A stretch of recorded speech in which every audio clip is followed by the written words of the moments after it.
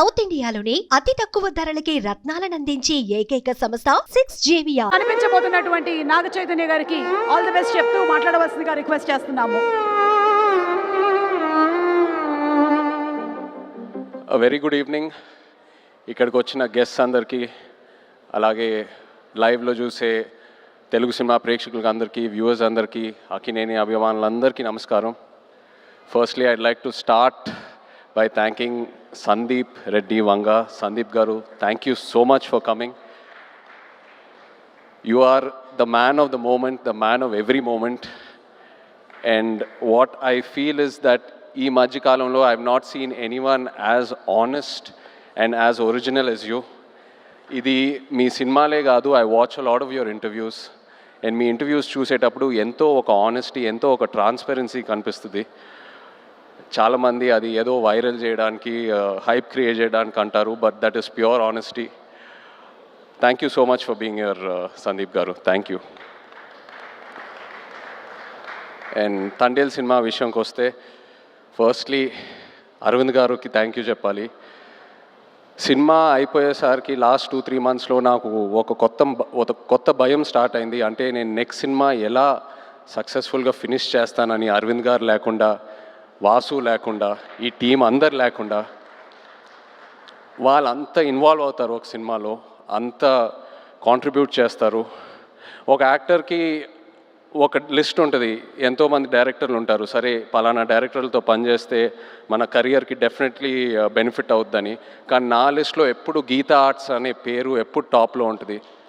Because A actor ఈ బ్యానర్లో పనిచేస్తే తప్పకుండా ఒక మంచి రిజల్ట్తో బయటికి వస్తారు. So thank you so much Aravind గారు.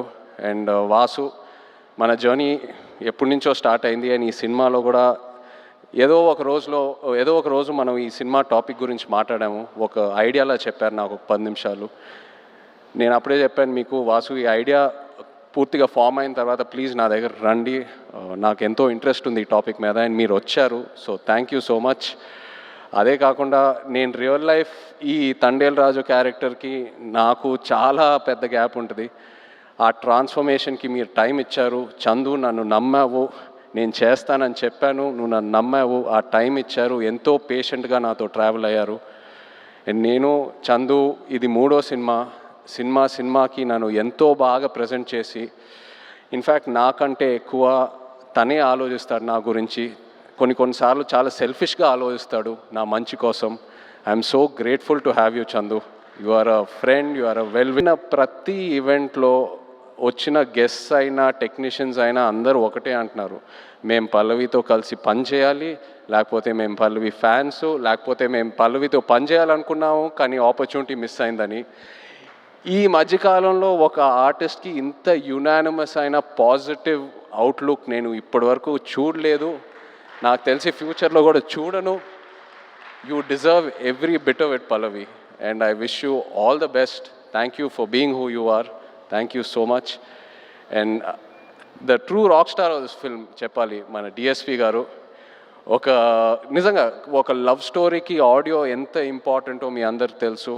అలాంటిది ఈ సినిమాకి బుజ్జితల్లి అనే పాట ఫస్ట్ రిలీజ్ అయినప్పుడు కంప్లీట్గా సినిమా కలరే మార్చేసింది, ఆడియన్స్లోకి బాగా దగ్గరగా తీసుకెళ్ళింది. మీరు చూసారు ఎన్నో రీల్స్, ఎంతమంది పిల్లలు డాన్స్లు వేయటం, పాటలు పాడటం, so many performances on Bujjithalli. You took this film close to the hearts way before the release. Thank you so much Devi.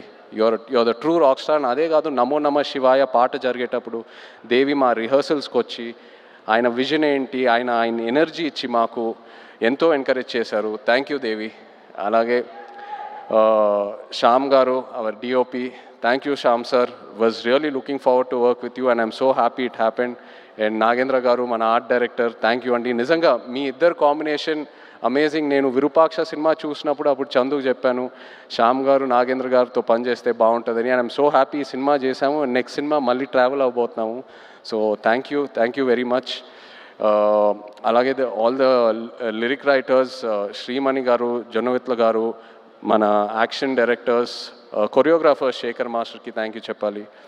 The entire production team, Satya garu and everyone else, thank you so much. మన PROs Vamsi, Sekhar, Anurag. And direction department చాలా support చేశారు నన్ను ఈ సినిమాలో. Kiran, Yogi and Patnaik slang విషయంలో ఒక శ్రీకాకుళం యాస ఉంటుంది ఈ సినిమాలో. That was a very very challenging portion. So ఈ విషయంలో చాలా సపోర్ట్ చేశారు. Thank you. అలాగే భాను గారు, రియాజ్ ఈ కథ తీసుకొచ్చినందుకు along with Karthik. So thank you all so much. But ఇప్పుడు ద హీరోస్ ఆఫ్ తండేల్ నేను స్టేజ్ మీద పిలుద్దాం అనుకుంటున్నాను. శ్రీకాకుళం నుంచి, మత్స్యలేశం నుంచి వచ్చిన మత్స్యకారులందరినీ కొంచెం వేదిక మీద రావాలని కోరుకుంటున్నాను. ఎందుకంటే వీళ్ళు లేకుండా ఈ తండేల్ సినిమా ఇవాళ ఉండేది కాదు. ఈ తండేల్ రాజు క్యారెక్టరే లేదు.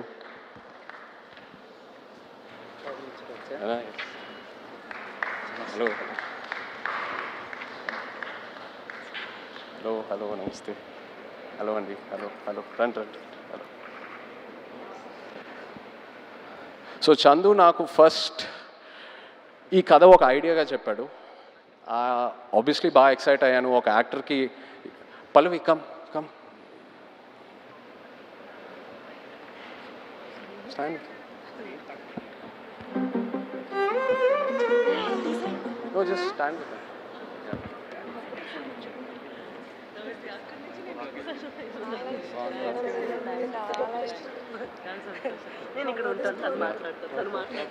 సో చందు నాకు ఈ కథ జస్ట్ ఒక ఐడియాగా చెప్పాడు, ఒక డాక్యుమెంటరీ స్టైల్లో ఒక 10 నిమిషాలు. ఆబ్వియస్లీ కథకి ఎక్సైట్ అయ్యాను. చేద్దాం చందు ఖచ్చితంగా. సో ఆ తర్వాత నన్ను మత్స్యలేశంకి తీసుకెళ్ళాడు. అక్కడ వీళ్ళందరినీ కలిశాను. వీళ్ళు ఎలా ఉంటారు, వీళ్ళ లైఫ్ ఏంటి, వాళ్ళ ఎక్స్పీరియన్సెస్ ఏంటి, వాళ్ళు ఫేస్ చేసిన ఛాలెంజెస్ ఏంటి, అక్కడ మట్టి వాసన ఏంటి, వాళ్ళు తినే తిండి ఏంటి, అన్నీ తెలుసుకొని అప్పుడు నాకు ఈ తండేల్ రాజు కథకి ఒక క్లారిటీ దొరికింది, ఒక ఐడియా వచ్చింది. వీళ్ళేంటంటే ఒక 8-9 నెలలు సముద్రంలోకి వెళ్తారు.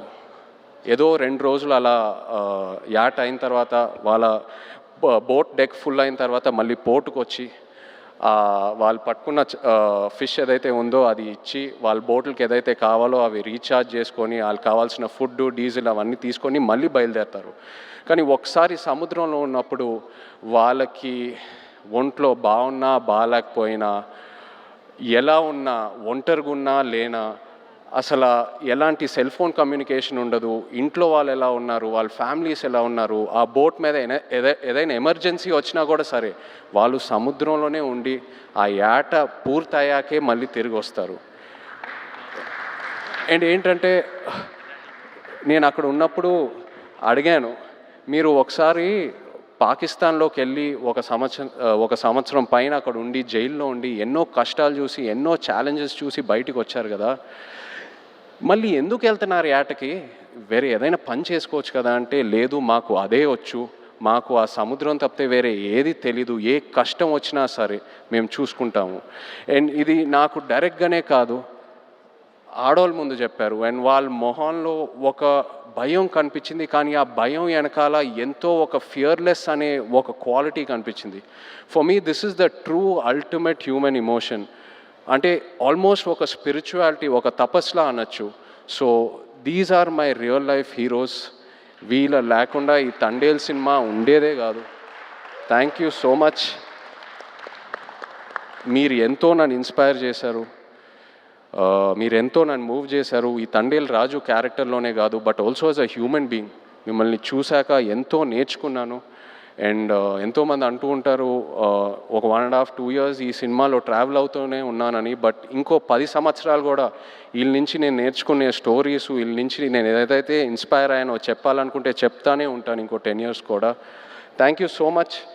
ఏదో కొంచెం ట్రై చేసాం తండేల్ సినిమాలో మీ కథలన్నీ బయటికి జనాల్లోకి వెళ్ళాలని, ఇన్స్పైర్ చేద్దామని. ఐ హోప్ మీరందరూ సినిమా చూసి సంతోషం పడతారు. Thank you so much everyone. Feb 7th థియేటర్స్లో దుల్లగొట్టేద్దాం అంతే. Thank you.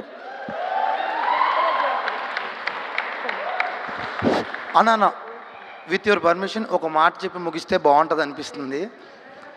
రాసి పెట్టుకోండి, అక్కినేని లెక్కలు మారబోతున్నాయి. Thank you writer Karthik. And yes, Srikakulam నుంచి వచ్చినటువంటి ఫిషర్మ్యాన్ అందరూ కూడా వాళ్ళ ఫ్యామిలీస్తో పాటు ఈరోజు స్టేజ్ మీద ఉన్నారు. Thank you very much. Me